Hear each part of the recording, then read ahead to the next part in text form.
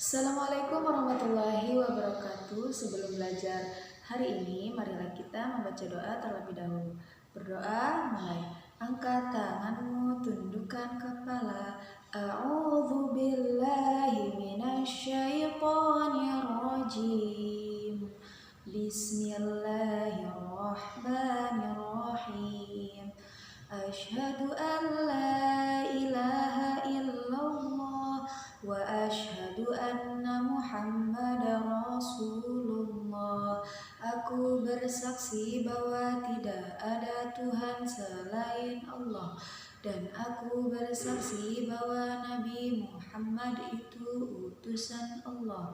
Raditu billahi rabba wa bil islami dina wa bi Muhammadin nabiyyan wa rasula wa bil qur'ani imaman wa hukma.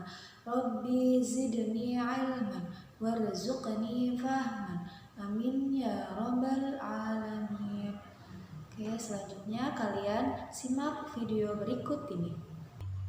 Untuk bab pertama, kita akan membahas tentang ketabahan Nabi Muhammad Shallallahu Alaihi Wasallam beserta para sahabatnya dalam berdakwah. Nabi Muhammad adalah Rasul yang terakhir. Beliau dipilih menjadi Rasul pada usia 40 tahun.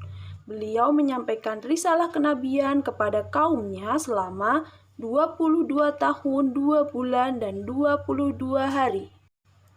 Pada penjelasan kali ini, Ibu bagi menjadi 3 subbab. Yang pertama, perintah dakwah Nabi Muhammad Shallallahu Alaihi Wasallam. Yang kedua, dakwah Rasulullah secara sembunyi-sembunyi. Dan yang ketiga, dakwah Rasulullah secara terang-terangan. Untuk yang pertama, perintah dakwah Nabi Muhammad Shallallahu Alaihi Wasallam. Perilaku masyarakat kota Mekah sudah menyimpang dari kebenaran, maka Nabi Muhammad SAW sering berhalawat atau bertafakur. Nabi Muhammad bertafakur di Gua Hira selama berhari-hari. Dengan tafakur, Nabi Muhammad membersihkan hati dan pikirannya menjadi bersih. Pada tanggal 17 Ramadan tahun 611 Masehi, Allah Subhanahu wa Ta'ala mengutus malaikat Jibril untuk menyampaikan wahyu kepada Nabi Muhammad.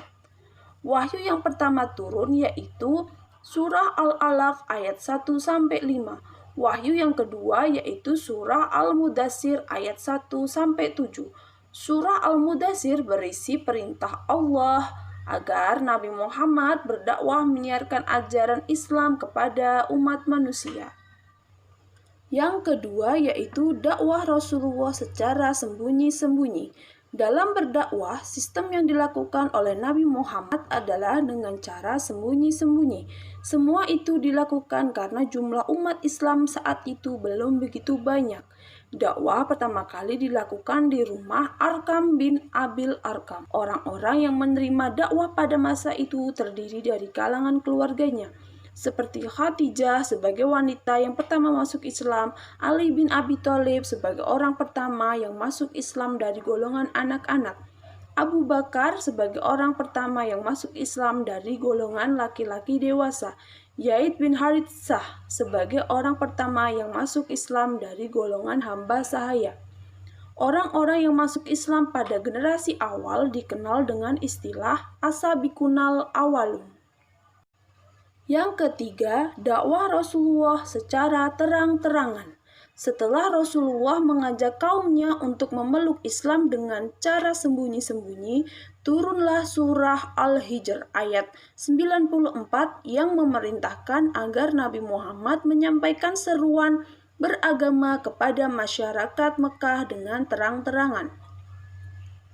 Setelah ayat ini turun, mulailah Rasulullah menyeru dan mengundang segenap lapisan masyarakat warga kota Mekah untuk berkumpul di Bukit Syafa.